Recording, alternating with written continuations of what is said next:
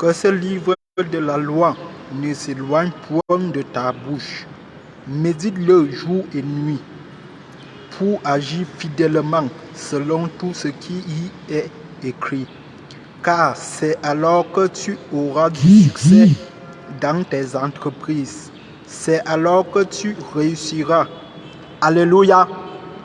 Bien-aimé dans le Seigneur, je te dis bonjour au nom puissant et glorieux de Jésus-Christ.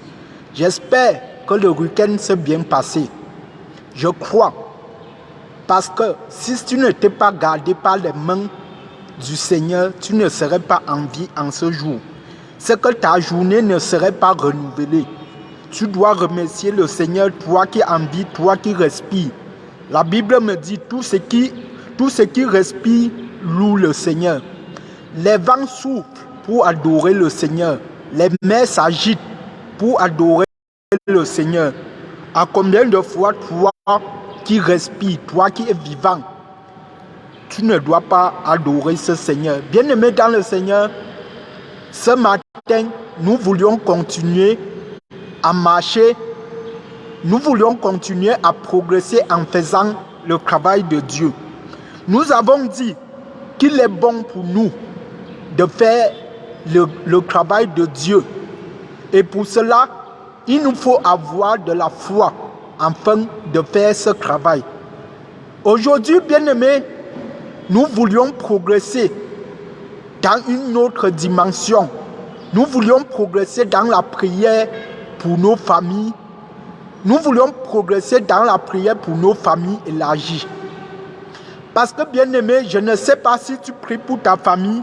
Et même si tu pries pour ta famille, tu pries seulement pour ta famille restreinte. Tu ne pries pas pour la famille élargie. Bien-aimé, j'aimerais donc que nous progressons dans la prière pour nos familles élargies. Et le texte qui va nous conduire à cette prière, c'est le texte de 1 Timothée. 1 Timothée chapitre 5 au verset 8. Nous allons lire seulement le verset 8 de 1 Timothée. Parce que vous savez, bien-aimés, parfois il est bon pour nous de lire la Bible chapitre par chapitre. Et parfois il est bon aussi de lire la Bible verset par verset, c'est-à-dire de décortiquer la Bible. Alléluia. Bien-aimés, ouvre la parole de Dieu dans le livre de 1 Timothée chapitre 5. 1 Timothée chapitre 5 au verset 8. Nous allons lire le verset 8. Il est écrit: si quelqu'un n'a pas soin des siens, et principalement de ceux de sa famille, il a renié la foi et il est pire qu'un infidèle. Alléluia. Again, relisons encore, bien-aimés.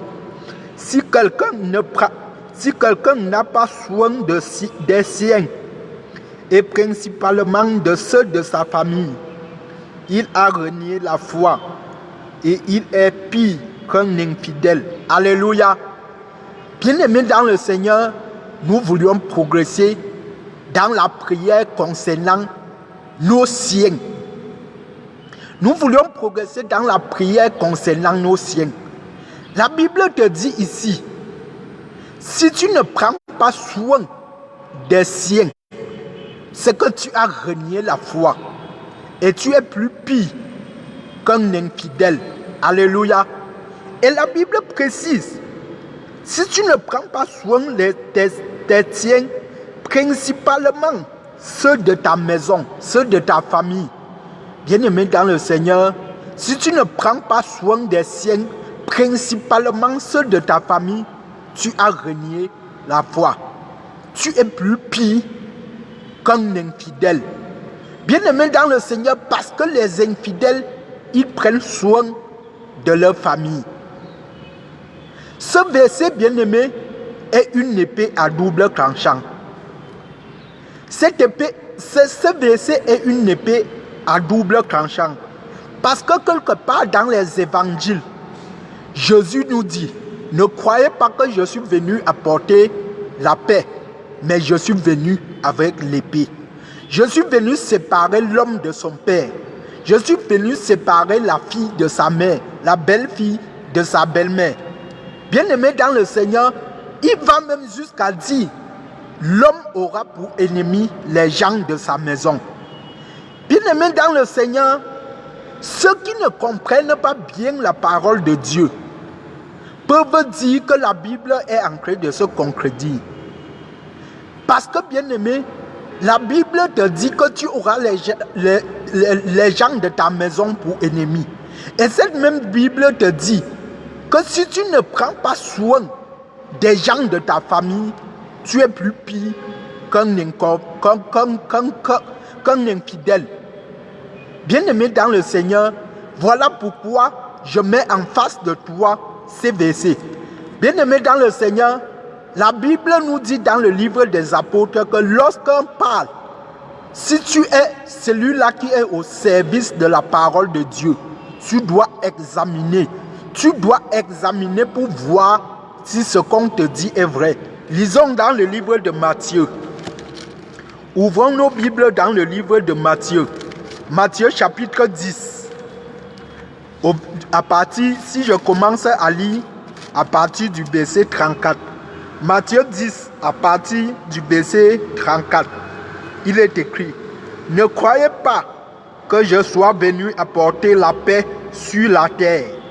Je ne suis pas venu apporter la paix, mais l'épée.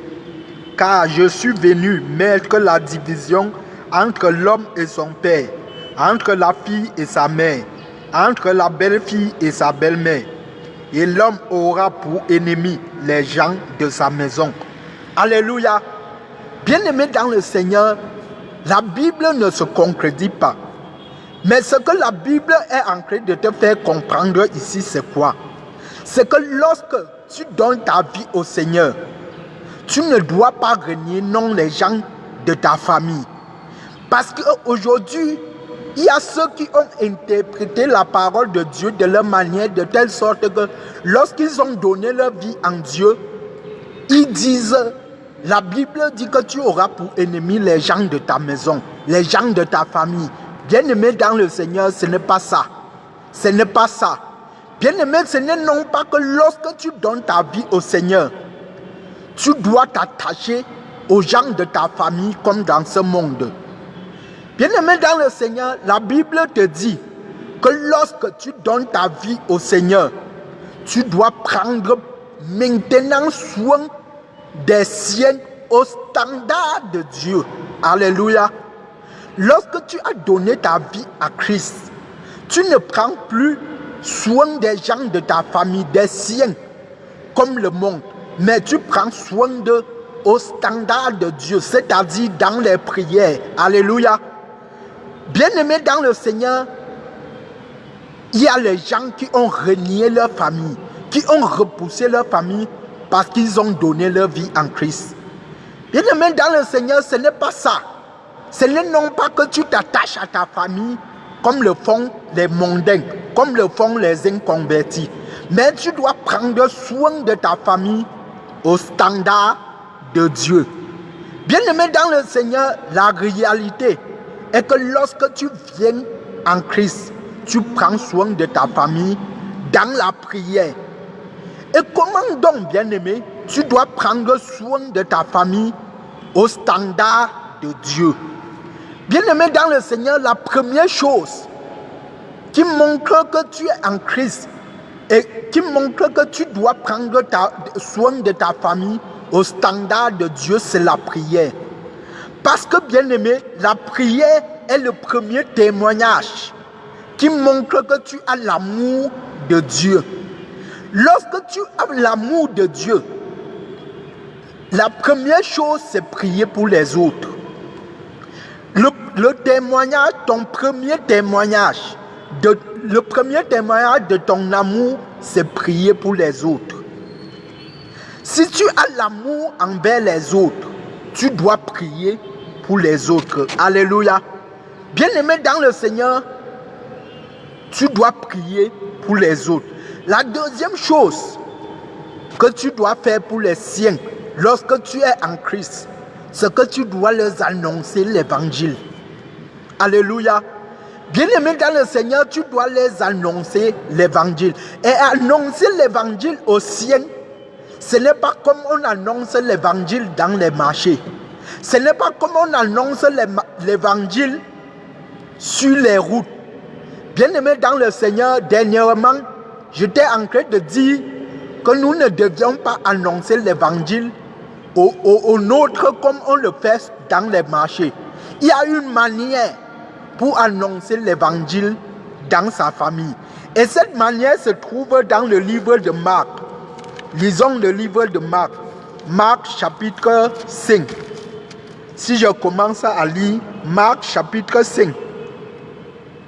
Marc chapitre 5. Si je commence à lire à partir du verset 17, il est écrit: alors ils se mirent à supplier Jésus de quitter leur territoire. Comme il montait dans la barque, celui qui avait été démoniaque lui demanda la permission de rester avec lui. Jésus ne le lui permit pas, mais il lui dit: va dans ta maison, vers les tiens. Tu comprends? Va dans ta maison, vers les tiens, et raconte-leur tout ce que le Seigneur t'a fait et comment il a eu pitié de toi.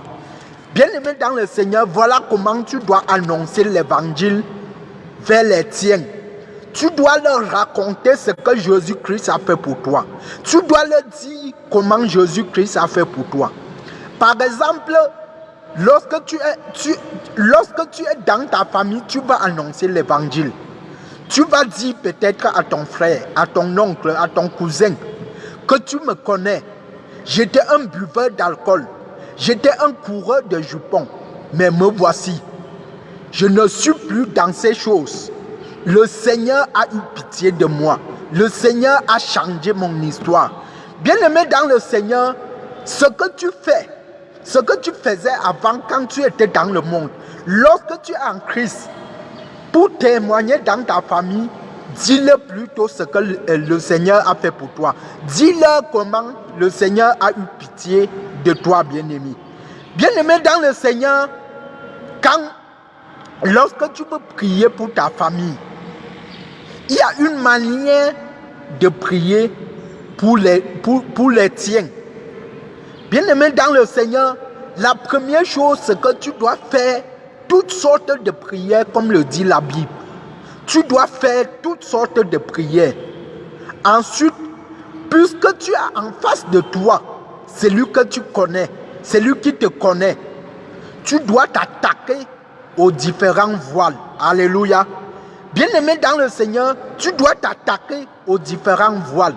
Par exemple, tu as en face de toi un footballeur. Tu dois détruire, tu dois t'attaquer aux esprits du football. Tu dois t'attaquer, bien-aimé, à ces esprits-là. Parce qu'il y a les esprits dans ce métier. Tu dois t'attaquer à ces esprits. Un autre exemple, tu as en face de toi un orgueilleux.